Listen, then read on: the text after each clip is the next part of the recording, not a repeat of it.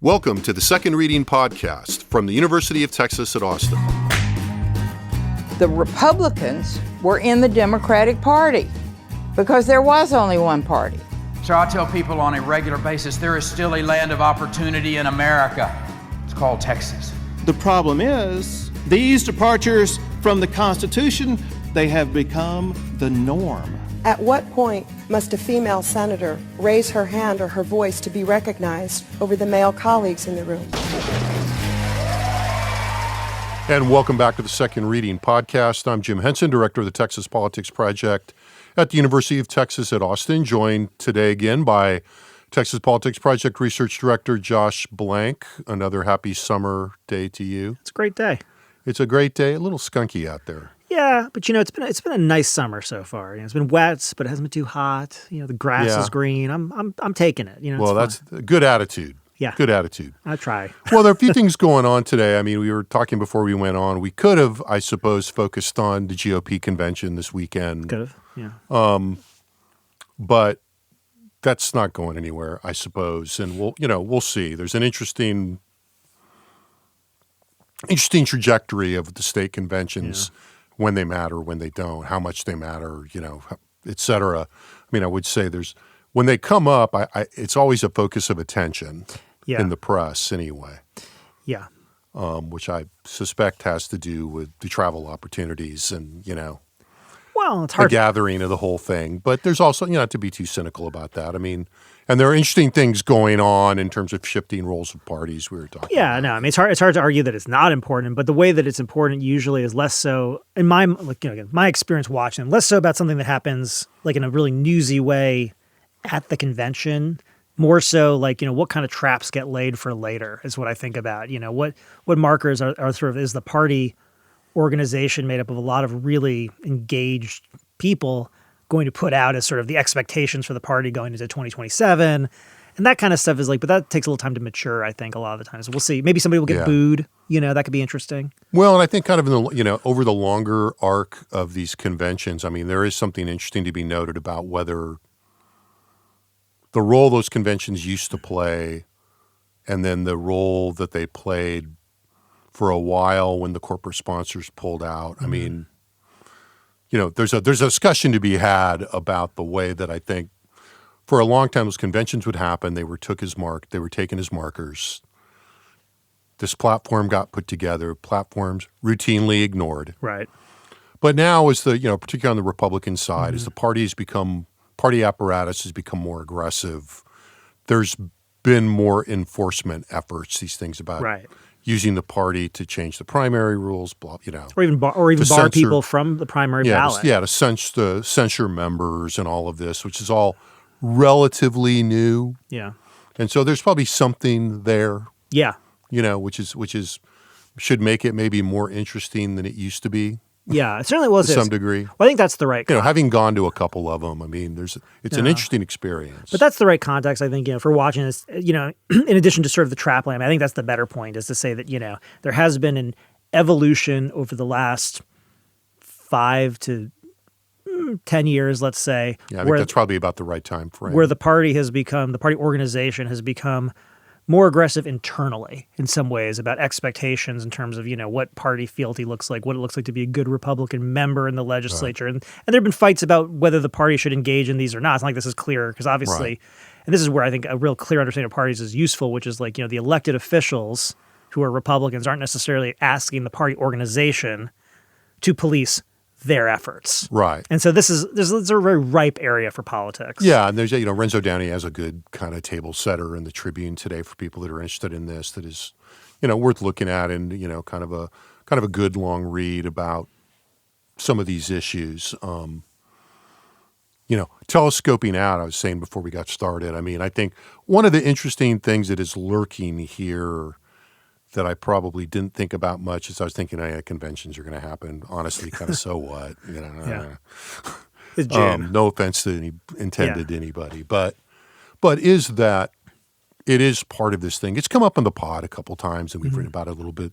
The degree to which there may be structural changes going on in the party system, at least in the state and in different parts of the country, in terms of parties being able to do something in the United States, which we typically don't associate with parties in the United States.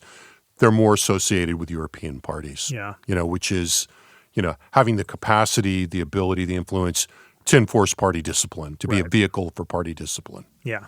And that, that is the play that is being made by the Republican Party of Texas right now. There's just no two ways about that. Mm-hmm. And so, I've probably not been as awake at the switch on that as I could be.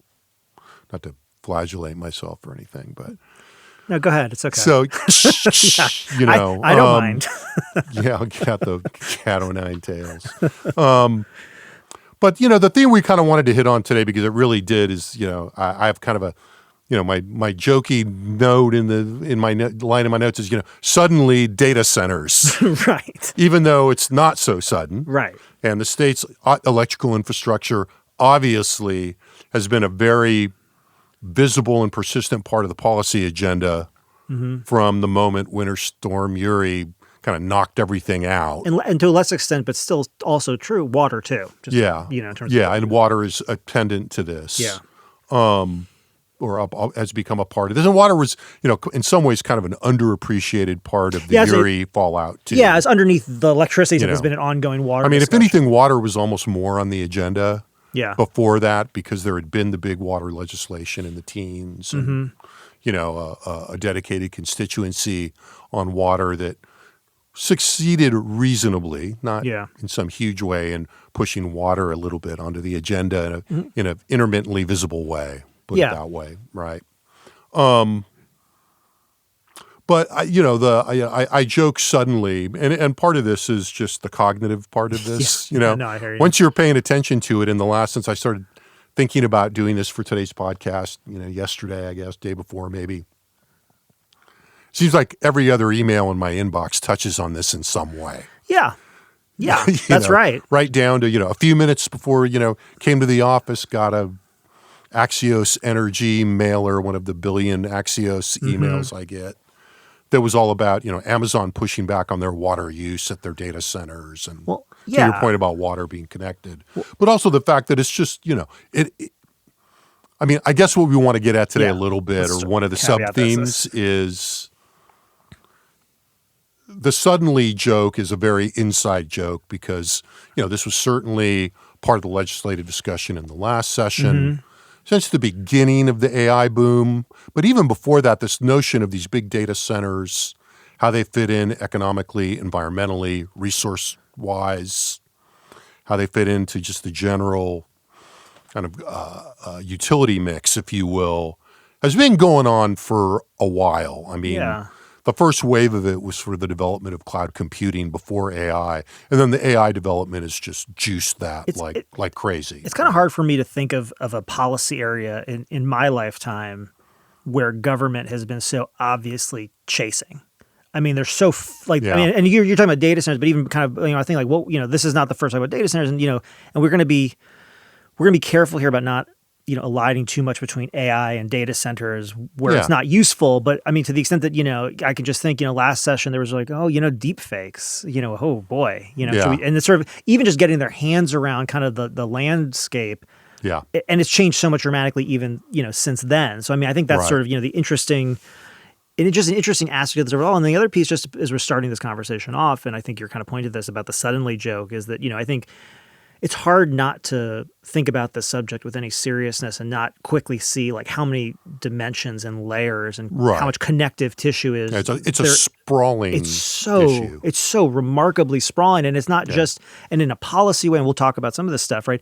In a policy way, because, we're talking about energy, and that's a huge policy area, right?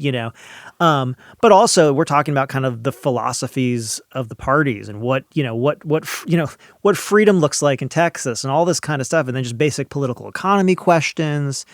And really the state's orientation towards business and all this stuff is just kind of swirling around in we'll kind of unspool some of that. But it's just to say there's no way to neatly package this. Yeah. And what I was going to say is one of the things that's interesting, from the kind of things we talk about is that goes back to the suddenly piece is that, and we'll kind of start here based on at least what we have is the degree to which, this is a elite policymaking issue-specific conversation that has been going on for a while amongst the governing and business class, if you will, sectors.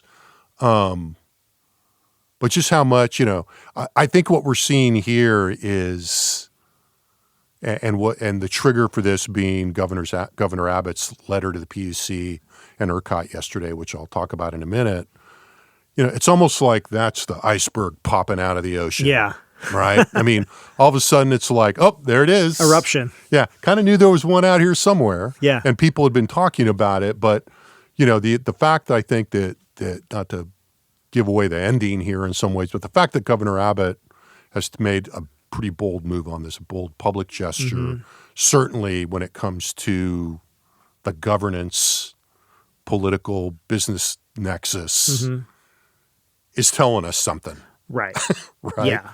So, we don't have a lot of focused public opinion data on this, and we'll come to that theme in a minute. Just to kind of get to this point about the letter. So yesterday, Governor Greg Abbott sent a letter to PUC Chairman Thomas Gleason, ERCOT CEO Pablo Vegas. They were the addressees anyway, calling on their, of course, linked entities to exercise some oversight of data center development in Texas. And we'll put a link to the letter in the post to this podcast on our website at texaspolitics.utexas.edu. And there was sort of two sets of bullet-pointed directives, but also some interesting things in the connective tissue in this 2-page letter. So they directed the PUC to take action to ensure that data centers' interconnections will result in reduced residential electric bills. Now, we could focus on that and talk about that the whole podcast. Yeah. From both a political and a policy perspective. We'll just put a pin in that. The second point was directing the PUC to take action to require data centers to pay for all of their electric infrastructure costs so that to ensure in a way that ensured that no residential ratepayer is burdened by those costs. Now, you'll notice in those two things, we went from reduced to the lower threshold of burden. Right. Just not to parse this too closely. And then just directed the PUC and ERCOT to review their existing authority, and that's interesting too, I think, and to identify necessary actions that can be taken under those authorities to safeguard Texans, their property, and resources. And there's no modifier on resources in that, which is pretty broad. Yeah. And then there was like another half dozen items in kind of the back half of the letter that was directed at the legislature that Abbott, quote unquote, pledged to work with the legislature on next year. Some of which build on the steps that were taken in SB 6, the kind of data center build out bill from the last session. But it also added some new priorities that I think, definitely have political implications amidst what we're seeing as these localized pushbacks on data center construction and how they're operated in various parts of the state. And that's happening nationwide. And, a few of those jumped out at me, although they all have their things. I don't want to read the entire letter, but, they wanted, top of the list, Abbott wants the legislature to codify the PUC's actions to require data centers to pay for their own electric infrastructure costs and resulting in lower residential ratepayer costs. So if you step back from a kind of political system perspective, that's interesting. Yeah. He's directing the PUC to follow these directives. Now, the governor doesn't have the formal authority over the PUC that might imply. Right. But he appoints the members of the PUC. Yeah. And connecting, in one of the themes we'll hit on here, we know that Governor Abbott has played has overseen his appointees with a pretty strong hand. Yeah. Let's put it that way. Especially since the winter storm. I mean, right. To be clear, right? But I mean, even in the more general sense. Yeah, absolutely, right. Right. So, and then there's a couple other things that are interesting. I'll skip over a couple, but then also, to the point we were talking about right before we started, repeal sales tax exemptions and other outdated or unnecessary incentives for data centers. Right.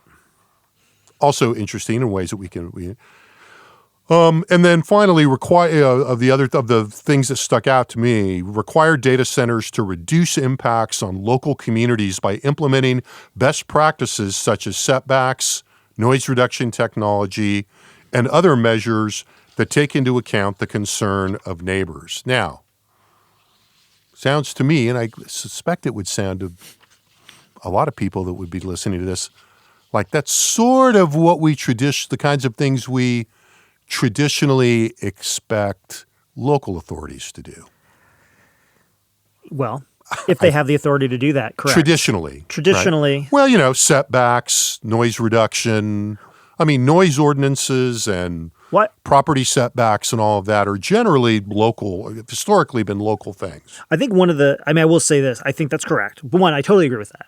I think the one complexity here is that because of where a lot of these projects are being proposed, and they're usually in unincorporated areas within counties, but not within a city limit, a little less subject to home rule. Well, and there's a lot. I think I don't think there's zoning. So I mean, just generally speaking, a lot of these things would fall kind of under zoning kind of restrictions that cities would generally have some control over, although less now than they used to. But counties generally don't, and that's been a lot of the sort of the pushback in some ways. Is that a lot of the counties, as I understand it, haven't had the tools at their disposal to even kind of like place these kinds of requirements on what is otherwise just private property in an unincorporated area, right? And so the governor wants the PUC to take some steps, then wants the legislature to act on this, and from a tactical policymaking perspective and a governance perspective, kind of classic Greg Abbott ultimately, trying to set the sort of stage using the executive branch means at his disposal to kind of lead the legislature to the extent possible in that direction and engage in some agenda setting early on. Now, we're going to sort this, I think, into sort of short-term, medium-term, long-term implications of all this. No, I mean, but I think with that. You said something important too, which is, I mean, you noted when there's not a modifier on resources, and I think it's important to remember here. This is Greg Abbott, right? And to the extent that there are modifiers or there aren't modifiers, this is one of the few people who I think you should take that as a decided choice to include or not include those kinds of modifiers, because that sort of legalistic approach to these things is very much Greg Abbott's approach to these kinds of things. So I think, if something's not there, you assume it's not there for a reason. And I think, you kind of look at this, I'm kind of looking at this thing, it's like, how does this make its way into an emergency item? It's kind of how I'm like thinking about this. How does and there's, scuttlebutt out there in the ether that I, don't want to report too much hearsay, but the rollout of this letter seems to have been a little bit complicated. Yeah, it seems like in that, it was reported very early on yesterday. Yeah. In one of the political newsletters, in the bullpen newsletter, that the letter was coming. Mm-hmm. But there's kind of, it's unclear how ready this was. It might have, that might be nothing. But there does seem to have been kind of an advance notice of the letter. Whether that was deliberate or not, I don't know. So do you think, it that way. So just to tie the start of this conversation together, I mean, how much do you think, the things that I'm seeing in my mind, just trying to think about the pressures available, besides the fact that this issue has been, quote unquote, as you said, everywhere all of a sudden. Yeah. But also, like, what's swirling in my mind is sort of the two other things, which is one we already mentioned. We've got the party convention coming up, in which this is going to be a topic of discussion. I know reporters are watching it specifically. And the other thing I'm thinking about is last week, at the executive level, sort of the AI rules that were and then weren't and then were, and sort of how much, it almost, to get some, we've been talking a lot about how do you control the state level discussion in 2026 and not get it totally right. Now, by the executive level, you mean the Trump thing? Yeah, the Trump, At the national level, right. And so in some ways, I'm in my mind, I don't know how much you're seeing, like, I'm sort of seeing this as like, is Abbott trying to gain some kind of control over this issue that's really kind of out of control at the moment, at least in Texas. Yeah, and I think, the answer to that to me is, whether the letter was supposed to come out yesterday or the next or not or whatever, it was obviously coming. Right. Right. So now all of that, I think, does lead us into like, let's pause and go, we'll go back to our regularly scheduled program in the sense of before we start talking about the broader kind of political economy. What Yeah. I'm thinking in my mind is, the political economy of data centers in Texas. Let's talk a little bit about the emergence of the issue, the degree to which data centers are salient to the public right now. And again, if you're somebody that's following this issue, you would be forgiven for going, what in the F are you talking about? Right. Of course, people are pushing back on this at the local level. But look, there's also an area in which something that can be important locally can be generating a little bit of press coverage, can even be connecting with some national issues. But it's a very crowded issue environment out there, always, and especially now. Right. And so I think it's fair to say, what do we know about this from public opinion? Now, to give just a little sense of the scope of that, and again, in this morning's, going on this, everything I opened in my inbox seemed to be about this morning. An analysis in Doug Lewin's Texas Energy and Power newsletter came in my inbox this morning from his Substack, and people that follow energy know Doug Lewin is, and he's got a particular position in all of this, but not a guy who's uninformed. And the newsletter had a letter from a private sector exec in the space I'd never heard of, named I have no idea if I'm pronouncing this correctly, Saya Fabode.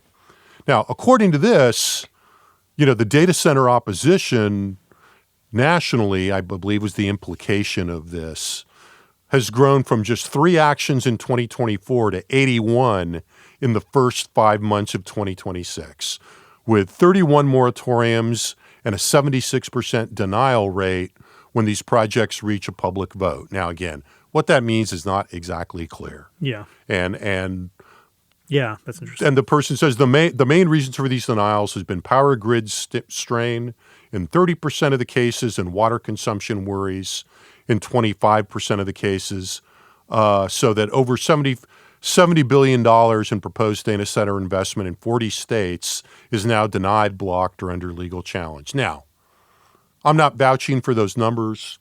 The author of this seems to be an entrepreneur in the kind of using AI to look at both water use and data center issues, et cetera. And, right. He's got a dog in the fight. So, but I don't have any reason to think that those numbers are completely manufactured, and they seem sensible. I think the general point of them is the right. point. And then he, sort of ends, sort of follows that paragraph by saying that 16 of these moratoria and denials have been in Texas. Right.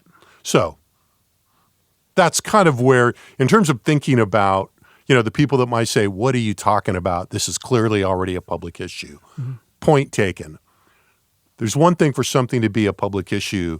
There's another thing for it to be enough of a public issue that we begin to see real patterns in public opinion formation. Yeah. Right? Right. So what have we done? We've not done much about this in our direct UT polling, but we did put the subject of data centers in the issue battery we talk about in here a lot, where we ask people how much they've heard in the news about certain issues. Right. So what did we find of that in April? Yeah. So, what we found in April was that data centers in Texas, in terms of, how much have you heard in the news about each of the following? About a little less than a quarter of Texas voters, 24%, said that they heard a lot about data centers in Texas.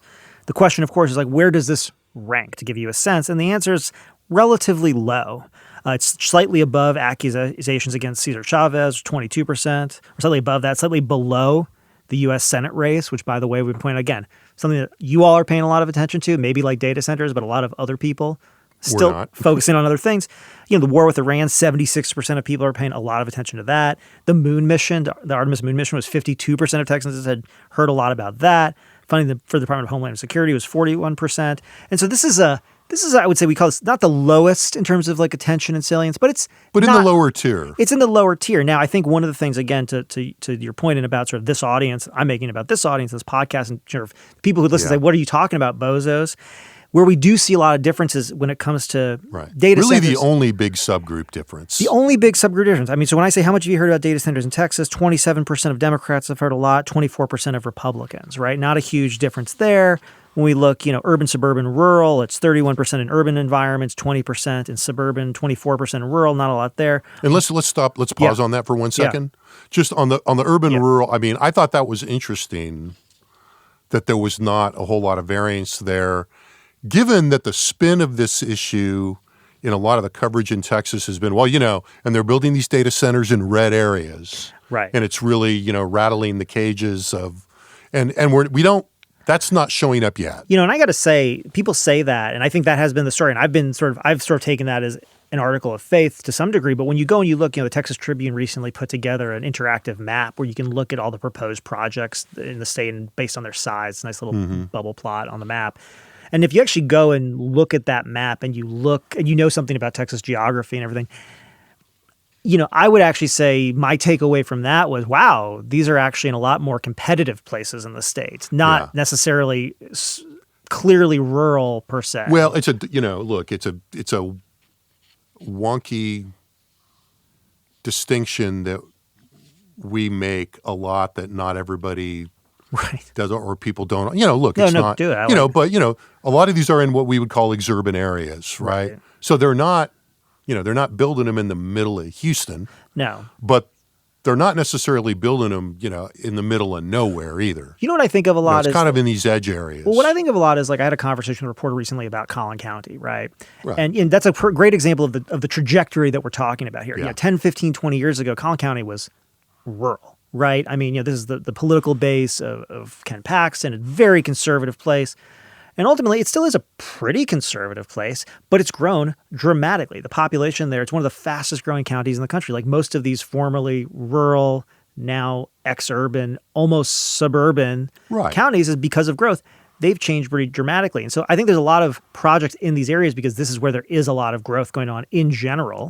Right. And ultimately, you don't, as much as you want cheap land and whatever, you still want your data center to be connected to all kinds of things, technology, both electricity, water, infrastructure. To the point, infrastructure. Right. You can't just be in the middle of nowhere, right? That's pretty expensive. And so, these areas, I'd say, they lean Republican. You want to be somewhere between somewhere and nowhere. Yeah.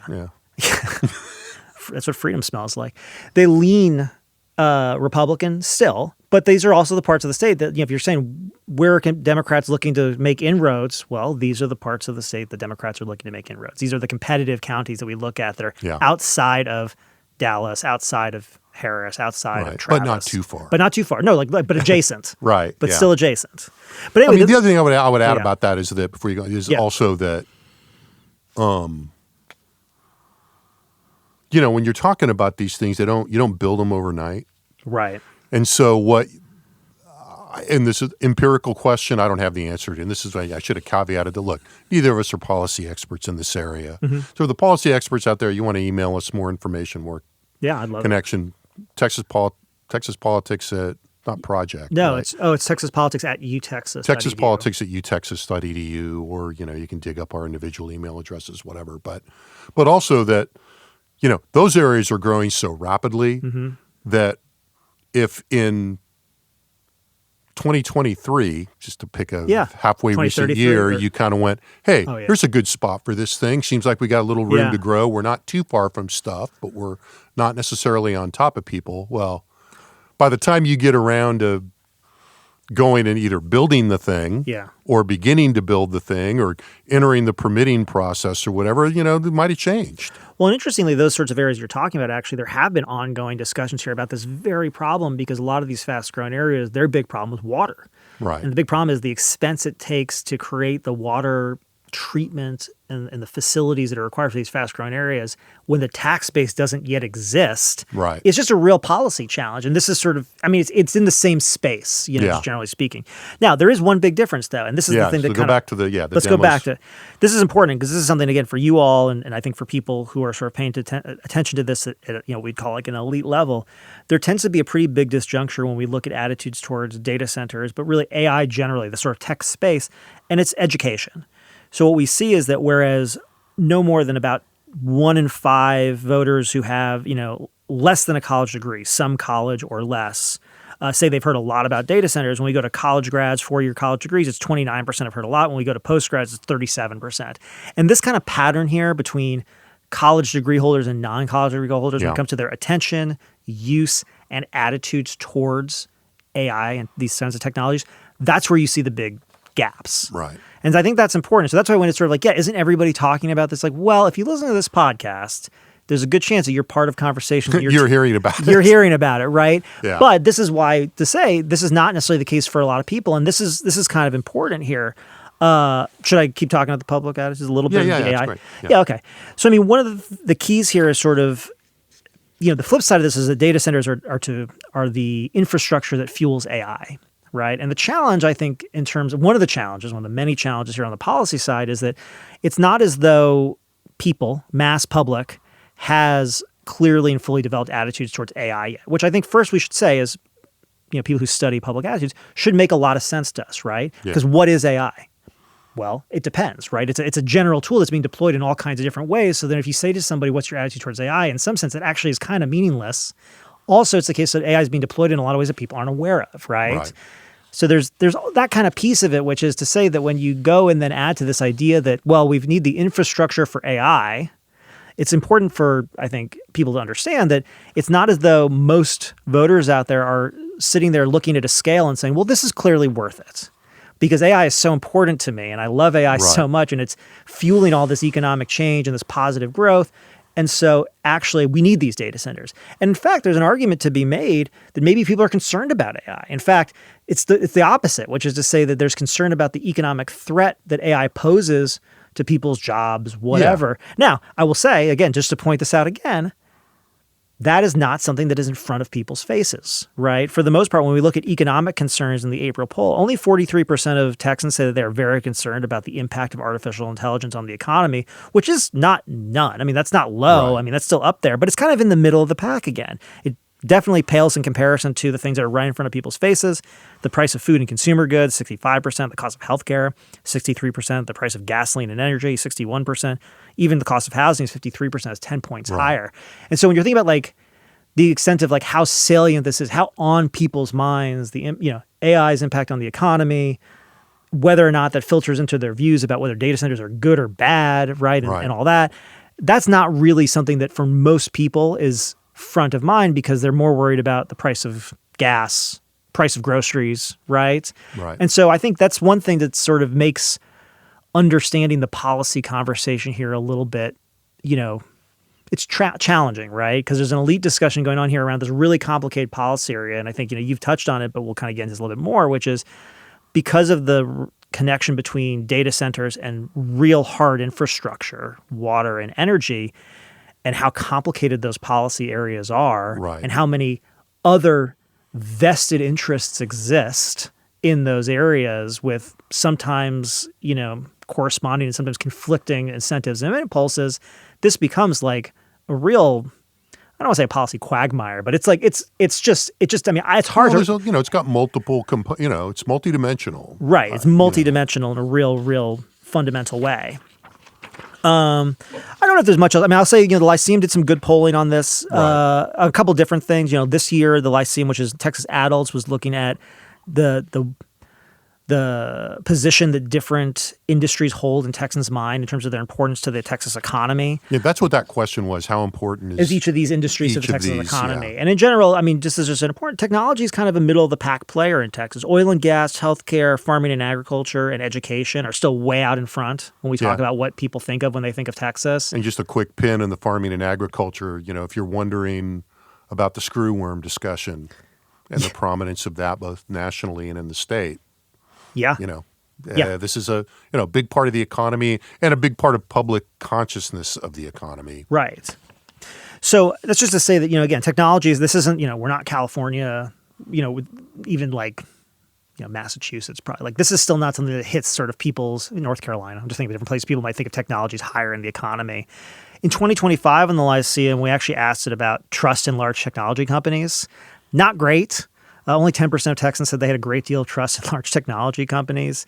41% said some, 25% said very little. This was about on par with That's interesting. It's on par with about the news media So that tells you something. Shows you how bad off they are. Yeah, it does. I mean, that's why I said that, right? And then in general, we asked about, feelings towards AI. There was a lot of neutral non-opinions, and this was just a year ago. So that's a good point. Much higher share of non-opinions amongst non-college educated people Right. with lower income. So there's a socioeconomic aspect to this that's just makes, I think, people who are very attuned to conversations about politics and political economy very attuned to this discussion. But with, if you were to get I mean, it makes me think, obviously somebody's done this, but, if you had a focus group and you kind of said, hey, so when I say data centers, what comes to mind? Well, I asked our audio engineers or young men, right? Beforehand, what they had heard about data centers. They're like, kind of bad for the environment, And it's like, yeah.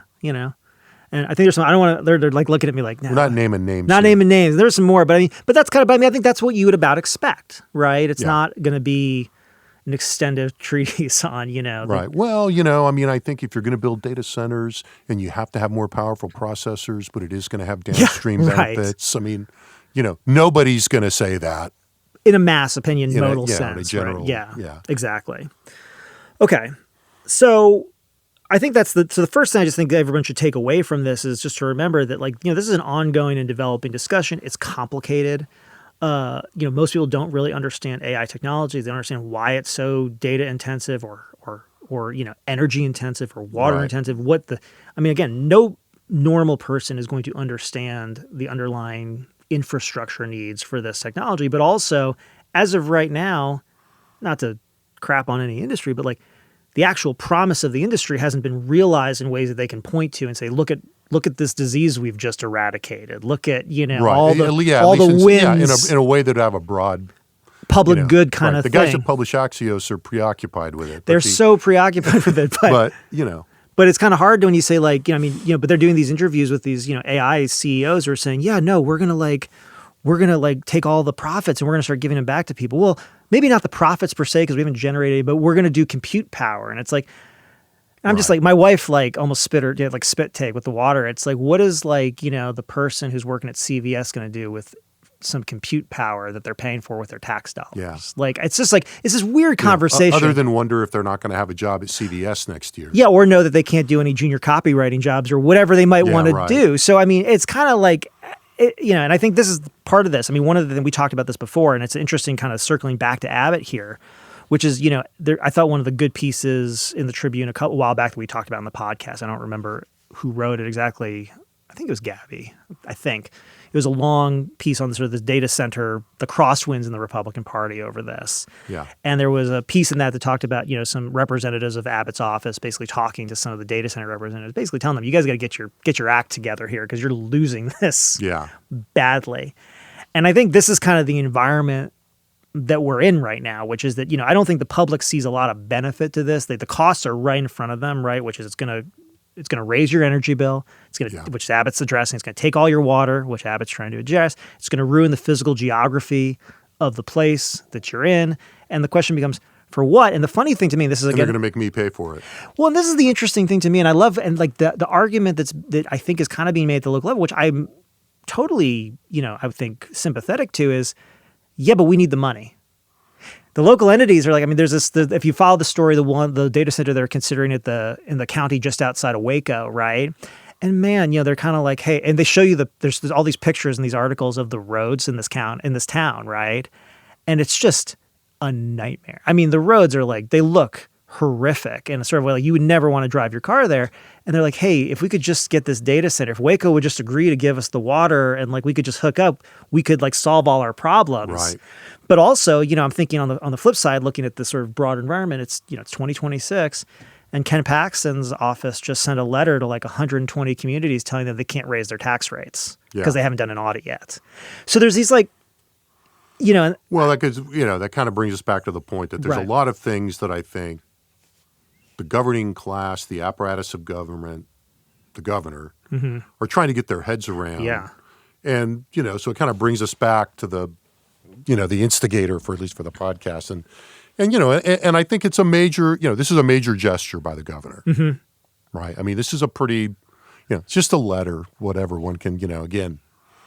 But I think a lot of people are paying attention to this. Yeah. text ledge, social media, phone, had phone calls yesterday, et cetera, et cetera. Let's talk about that then a little bit, knowing that. So, I think we can sum up. You sort of summed up the public opinion discussion. It seems to me what we're seeing here is an emerging issue that's got a negative lean right now. Yeah. If you're somebody who wants to build a data center, right? Yeah. It's not, there's not deep, well-formed. I think what you look at this, if you're the strategic communications person talking to the executives wanting to build these data centers, one of the things you're probably thinking is, we're in a little bit of, the wind is not at our back on this, and the goal has got to be to try to turn this around, right? Yeah. If we're gonna, if we're not gonna, let's get resistance at every. The only advantage, I think, or I don't know, I'm saying it's an advantage, but it's still early. That's the caveat. It's not as early as they'd like, probably. The way that you're talking about the sun, the salience of this being kind of in our last new thing, kind of lower tier. Yeah. But, pretty far off zero. Well, the horse isn't out of the barn, but like its head is peeking out. And it's and I think that's sort of the issue. I think the one, if I'm going to say, if we were consulting with a client Good who was rural metaphor. If we were consulting, thank you. If I stay here long enough, if we were consulting with a client who are like, what do you do here? What's the strategic environment look like? What are the advantages and disadvantages? Obviously, we've kind of laid out all the disadvantages, but an advantage lying in that is the fact that it's not as salient as other things. People haven't necessarily formed strong attitudes about it. It is a complicated issue, and because of its complication, there's a large number of people who are never really going to fully understand what's going on here, which means you have a lot of flexibility. Look, like most public policy issues, to be fair. Yeah, you have a lot of flexibility about how to approach it and how to drive the issue forward. But I think one of the things about sort of that like little reporting of the Abbott's people and then now this is absent any sort of collective action on this sort of disparate set of actors. You're kind of leaving a vacuum. And at this point, I think Abbott's saying, okay, well, let's start a conversation. Just now we're kind of moving to, there's sort of two pieces of this I see. We can talk about either one. One is sort of the in front of us election. And then the second step to this is sort of what does this portend for kind of the legislative session? Well, yeah, that's kind of how I had sorted out. Yeah. There's kind of a short term, medium to long term. Right. Look, in the short term,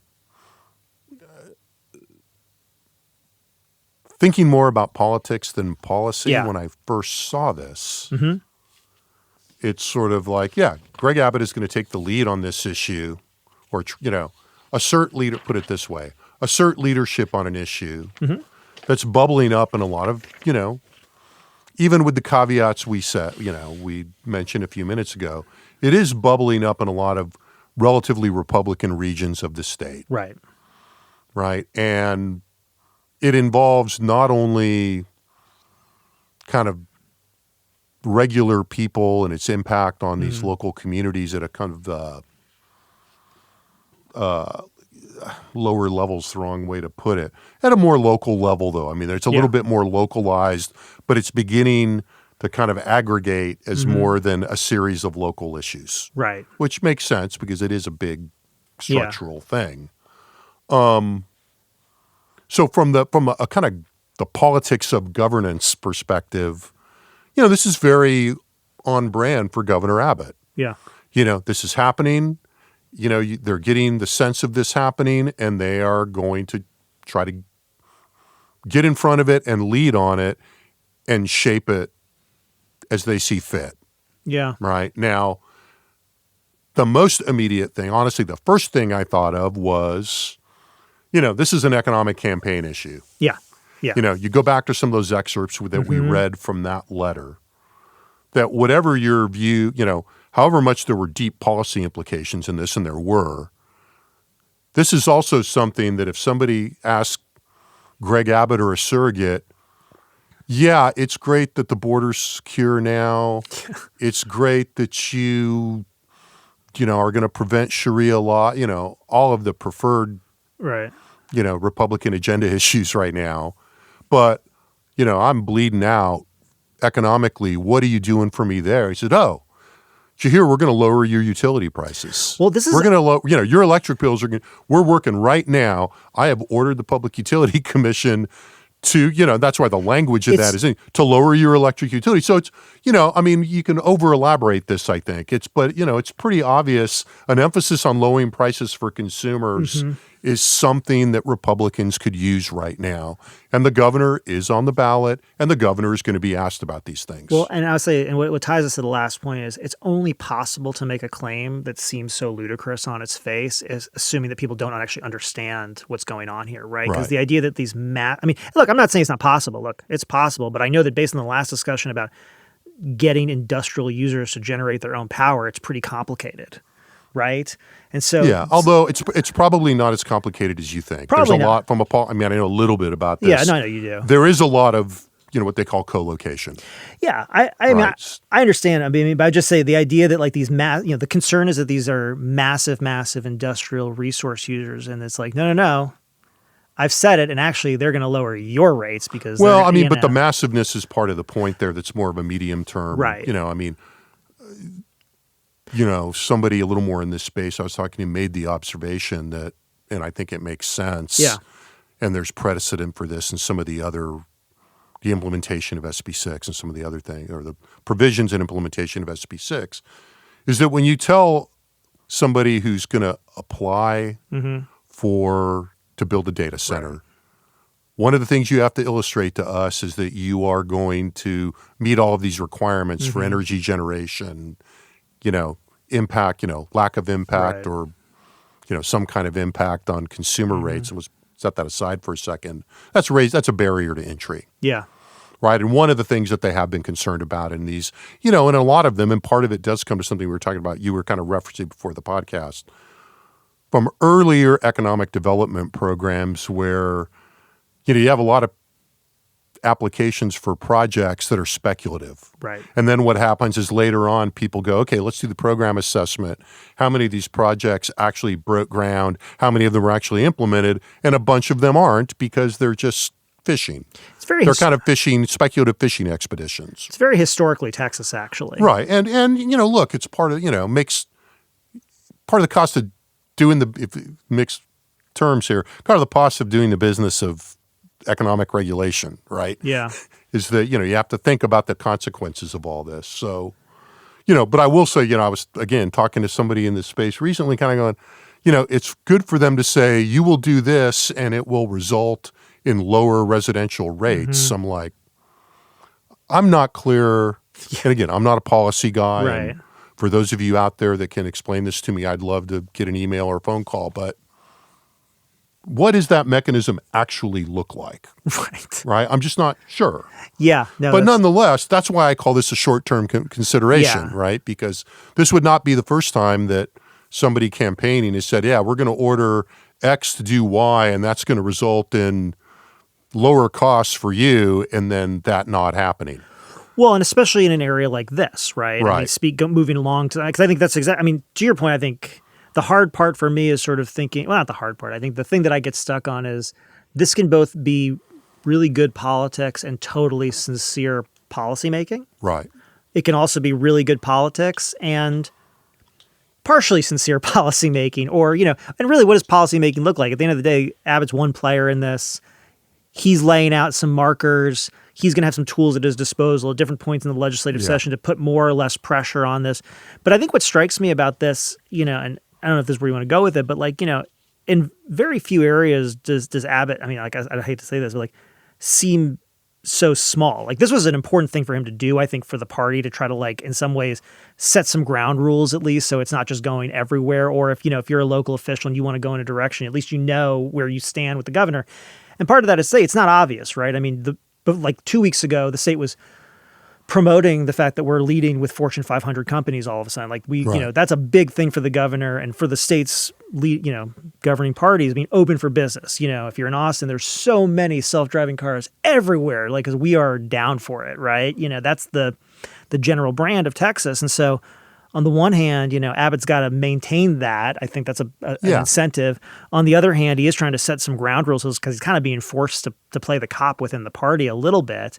But then going forward to, to your point, or to not to your point, it's my point now. It's just back of the envelope, and you're saying $700 billion in data centers on hold right now, right? Yeah. And I'm saying like a little math, right?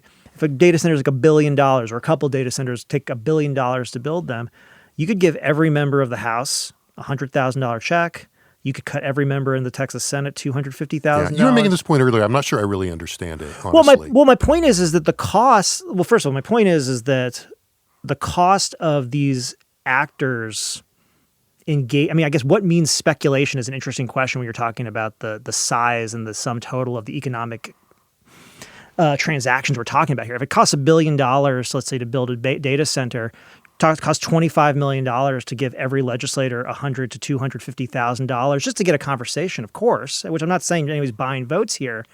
But all of this is going to be very open to discussion, right? And the actual amount to like be a major campaign donor in Texas is like a tiny fraction of the overall cost of one of these projects, which is not a normal situation. I mean, just to say, there are a couple of industries where that might be true, but there are not a lot of industries where you'd say like, hey, this is basically like the equivalent of like more paperwork in zoning cases in Austin when it comes to building something. That's like that's like the relative equivalence of this. And so again, I'm not trying to be flip about it. It's like, oh, they're just going to go writing these, massive checks. But I mean, we did just see a railroad commission runoff in which a major industrial player got really concerned about what was going to happen and wrote multiple $100,000 checks to a candidate who ultimately lost, which is fine. But I see sort of looking at Abbott saying, yeah, this is what I think should happen. It's like, yeah, but then the legislature is going to meet in 2027. And even if you cleared out the speculators, right, you're still going to have some major players in here who might say, well, you really want us to be in charge to pay for all the infrastructure? I mean, we're the only, and I guess, Yeah, I just wonder how much power Abbott's really going to have when push comes to shove with some of this. Now, of course, he can always veto stuff. He can always use the regular powers at his disposal. Yeah. And he's also going to be having these conversations. So that's why when I say this, like, I understand the politics of this make amazing sense. I think they're fabulous politics for the GOP right now and trying to find a message where they can show what they're affirmatively doing about cost of living, addressing an issue that's kind of a problem for the party. The sincerity of it moving forward into the policy, is this really a description of what's going to happen? You raised this already. Asking them to pay for their infrastructure costs is a big ask, right? Well, I mean, and I guess, I guess I think about it differently because I don't know. I think this equivalence of what they're spending on contributions or whatever, I don't know. But I will say that my sense is that if you're the major players in this space, and that's the cost of doing business, and that, it's maybe a different way of putting this that sets aside like where you should spend your money, but if you can create barriers to entry to some of your competitors that say, look, if we have to cover these additional costs, which are significant, but in a different way, your point, not all that significant to us, given the economics of these things as we understand them now. Mm-hmm. Now and again, that's another thing. It's all pretty. That could all go to hell quickly, I guess. Why wouldn't you want to thin your market? And I was arguing this with somebody last night, and they weren't buying it. So I'm not saying this is right or even the smartest thing in the world. But in terms of if you're a Google or an Amazon or one of the other big players that have less brand recognition, and within this new regime, some of these smaller players are either going to die or be bought out. Yeah. That's all right with you. Yeah. Right? And so it just becomes, if you assume a mode of regulation, how well positioned are you to engage in that set of rules? And I think, maybe in the best of all possible worlds, of course, you would socialize all of your costs if you could. But if the costs that you can't socialize are reduced, but you get something on the other end, which is you have fewer competitors in this space, maybe that comes out in the, maybe the numbers work out and maybe they don't. Yeah. But if you assume that you're going to have to deal with this regulatory environment anyway, in some form or another, there are worse solutions than this, particularly if you're already experiencing local governments just telling you no. Right. Right? If the options you'd are rather do the one no or my costs go up, Yeah. you know, if you think you need to do this anyway and the economics there, if it shrinks your margin a little bit, but maybe you make it up somewhere else, then Yeah. you know, why not? It's sort of like, I can't help but think of like Amazon, which is, Amazon goes and is, selling books. And then all of a sudden, because of the nature of what it requires to sell books, you all of a sudden are like creating all the pipes that make the internet work. Yeah, right. And then you just own this thing, and it's this whole other part that's of your, another this thing. whole I other mean, part of your business, right? You know? now on Amazon you have to dig to find a book. Right, but the whole, but anyway, they ended up being that's they ended up being the infrastructure provider for a lot of other things. That Right. becomes a huge part of the business, right? And so, to your point, like that is the case. To the extent that governments create barriers to entry that maybe, and this is sort of one of the ongoing questions, which sort of walk these data centers up almost to being like quasi utilities, or in some cases maybe even partial, almost utilities in terms of the subsidization and incorporation into infrastructure as already exists, blah blah blah blah blah, right? But if you can do that, and it's the big businesses that are doing, they get to reap the rewards, and they're looking 10 years, 20 years down the line, or whatever. Yeah. Sure, you say whatever. We'll pay for the pipes, or whatever. Yeah. I mean, that's the time horizon thing in terms of the logic of the firm and how sensitive you are to additional regulatory costs or whatever is part of that. But probably getting to Well, no, but I think, our skis. but policy what this raises, I mean, again, I think it raises the same issue, which is, what you're talking about here is you're talking about an industry and speculations that are so astronomical. Yeah. That when you start to think about like, well, what is an extra $1 billion in infrastructure? And you're like, well, now you're kind of just talking these weirdo hypotheticals. And what we're talking about in the 5-year time span or 10-year time horizon when we're talking about these changes in technology, which like nobody has a full grasp on yet. Well, and this is also why I wanted to break these into short term and long term. Yeah. We've kind of bled into the way in that, in the short term, the signaling here, from Abbott's perspective, however all that sorts out downstream. Yeah. And I would take your point well that, this is, an opening gesture. And the reason I kind of framed it in this short-term thing is, in the next 6 to, between now and the end of the year, let's just say, what are the returns and what is the tactical advantage that Abbott gains from doing this? Yeah. Right. And it helps Republicans in these fall elections in an area where they need help. We started talking about the Republican convention.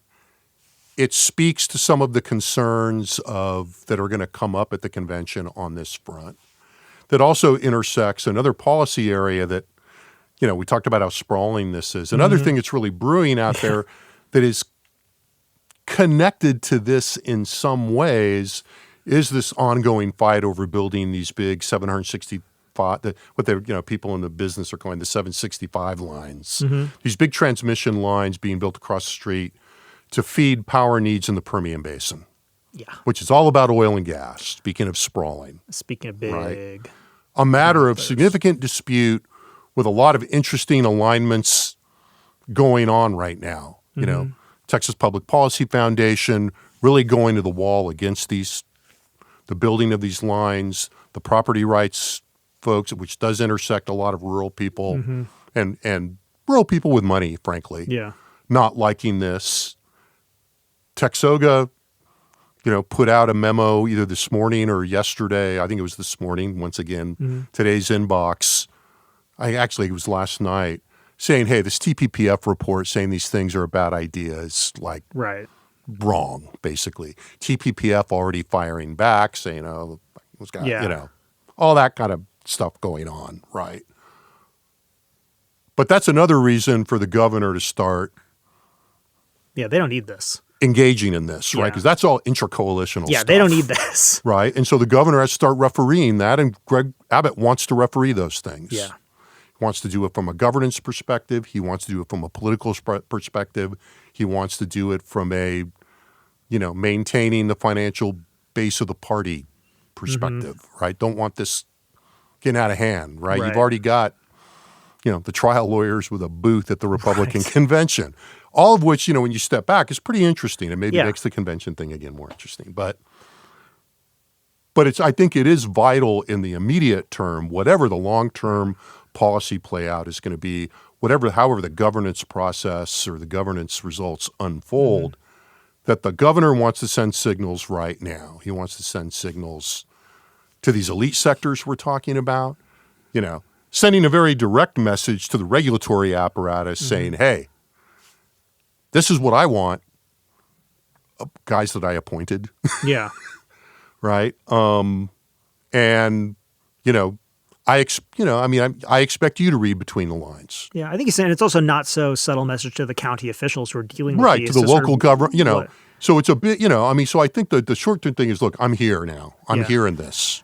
And I think one thing, just we haven't mentioned it, but it's not as though this isn't some easy issue for the Democrats, right? It's not as though, and I think, and this is also one of those instances yet again that shows the strategic disadvantage that Democrats are perpetually at in Texas, which is Abbott can go, release a letter, ultimately set a direction and a course for the conversation that is going to be, if not largely followed, it's going to be the point of deviation for some people.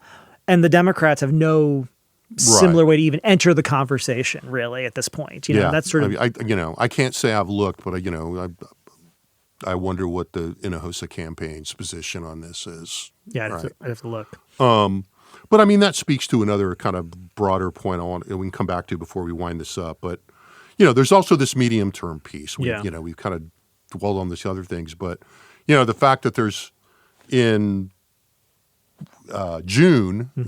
Of the non-legislative year, we've got the governor sending the legislature, 6,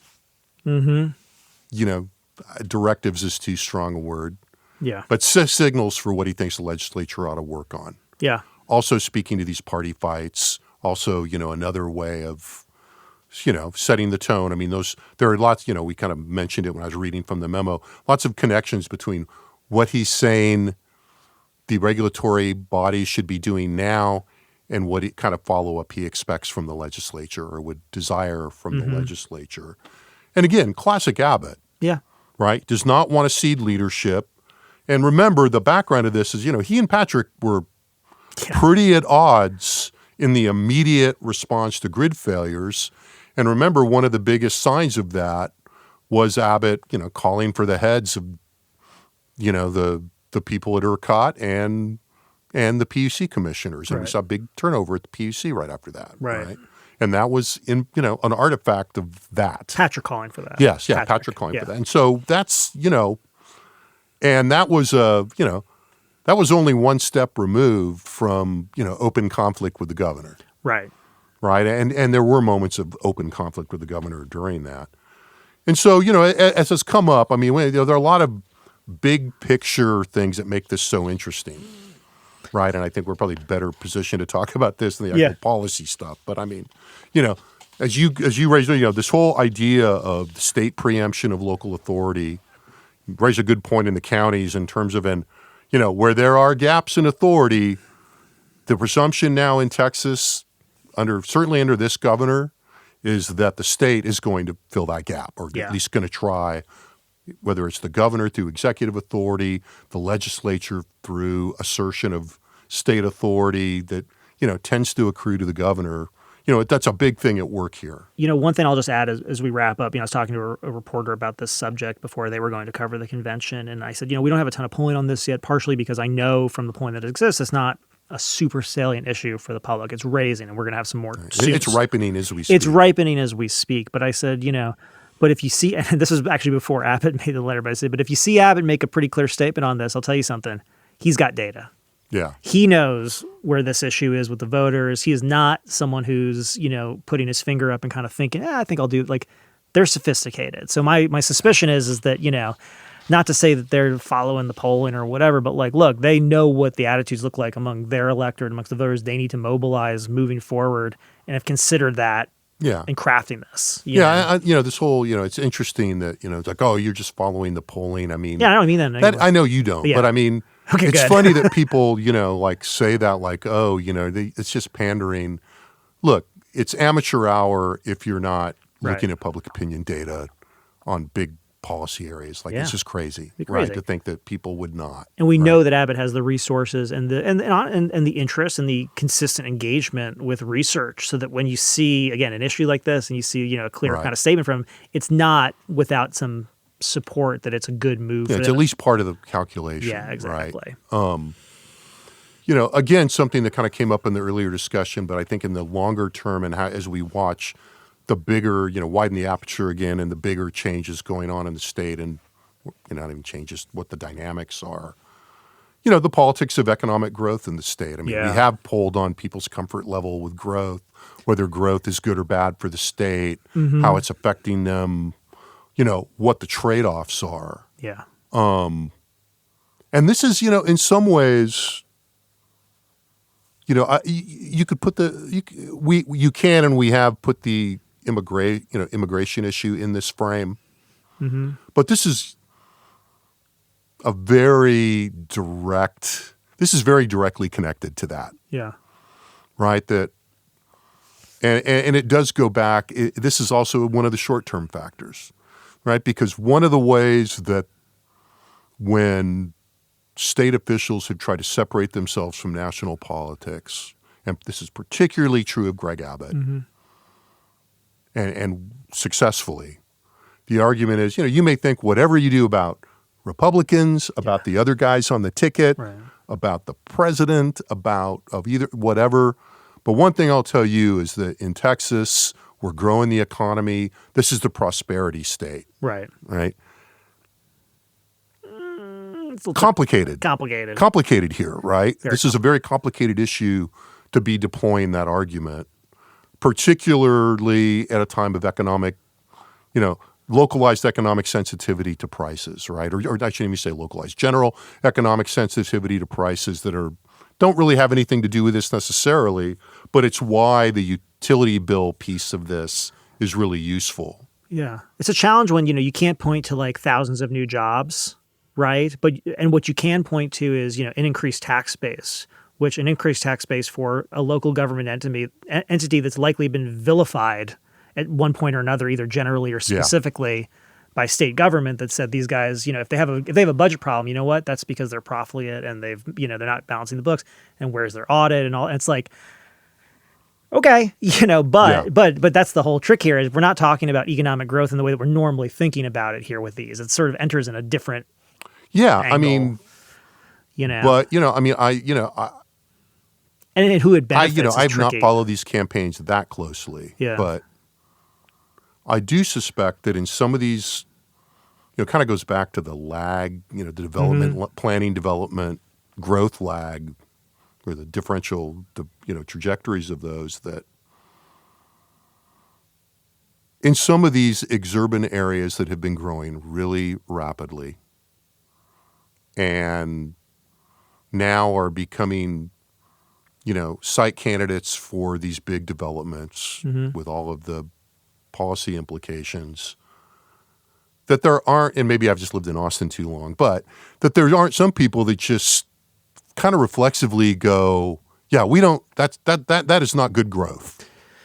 Yeah. Period. Well, and, to your point, Right. we've asked questions about population growth specifically in Texas. And I mean, one of the things that was sort of notable during, that period, and we're still growing pretty rapidly. I mean, just to set that aside. Just less rapidly than we were. Blazingly hot growth. Yeah, but even when that was going on, we asked, is this a good thing or a bad thing for the state? Is it a good thing, bad thing for your local community? I mean, there's a pretty big partisan gap between Republicans and Democrats, and that with Republicans much less positively disposed towards growth. Yeah, I think that's a really good point. We had to put a pin in that. Yeah, I think so too. So there's a lot of things, and then, to end on a down, I don't know, whatever, on too familiar or no, but there's also the internal balance of powers between the branches and between, local government and state government in Texas, centralization, decentralization dynamic that, we've become accustomed to it. Yeah. And, I don't want to overplay the fact that, governors in Texas have, always tried to lead. But the last couple of governors have increased the governor's actual capacity to do that. Right. And it's become an article of faith to be more mindful, certainly during the Abbott term, of just, how conscious the governor is of making sure that he appoints people that are at, I don't want to insult anybody, that are more pliant. Yeah. Right? And exercising a degree of command and control over his appointees. Yeah, let's say, the appropriate mixture of ideologically aligned and pliant or not. Yeah, and, sheer just, Yeah. And that's in the air right now. Yeah. Right? So we are in an area of assertive executives. Right. Shall we say, right? So all of that is kind of, that's one of the things that I think really kind of made me want to try to muddle through this a little bit. Yeah. In the sense that, for all the sprawling policy domain, it's also something that is slots into and connects with a lot of big structural things in the longer term and at a broader level. Well, you brought up the Abbott-Patrick relationship on this, and it'll be interesting to see how that comes out. I think in that article I mentioned, Senator Betancourt was very clear in saying he thought there should be basically statewide rules for this, which is very on brand for him. Yeah. And one of the questions kind of going, and I think, two things is, you look at Abbott's letter, it says, I want the PC to do this, and then I want you guys to codify it, right? And I think what'll be interesting to see, first of all, as we know, executives always want the legislatures to do things, and we'll see what that looks like. I think one of the things that I'm definitely going to be keeping an eye on is, how close do Patrick and Abbott and whoever is sort of tasked in the Senate, especially with this, how close do they look on this, and are there any major areas of disagreements and stuff? Because right now, again, we've just seen the one side of this, and maybe they all talked. Maybe everybody's on the same page, but I don't know yet. Yeah, well, Speaker Burrows was on social media this morning applauding this. That sounds right.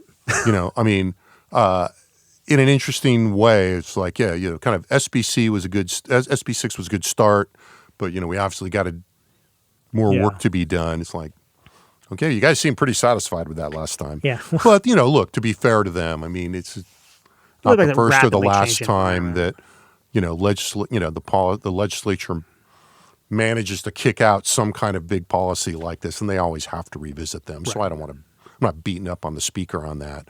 But to the point of the governor's ability to assert leadership, your point about, the degree to which they are together or not together, again, go back to the convention thing.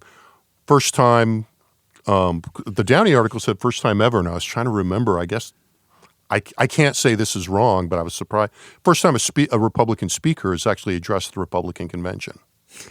Yeah, well. Right? So you've got all, and so, which means automatically the first time the big three have all spoken at the Republican convention. Yeah. And, to my, overly dismissive view of the convention that I admitted going in, that's not, that's something. Yeah, three guys who think they might not get booed. There's something to read into that. Yeah, no, think, for sure.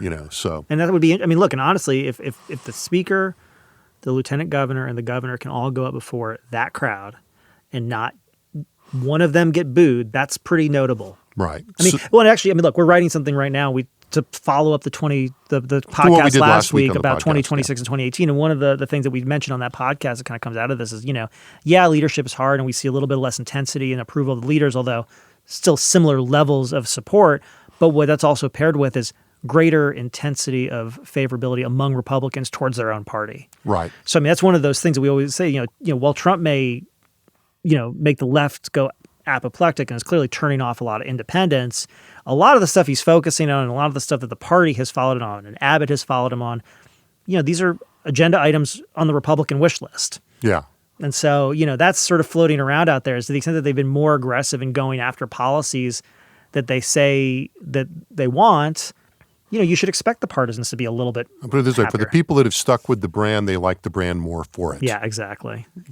And so, this is going to play into that dynamic. A lot going on here. Again, if you're listening, you're in this space, you want to send us some stuff. Yeah, please. Yeah. We made mistakes here, which I'm almost certain we did.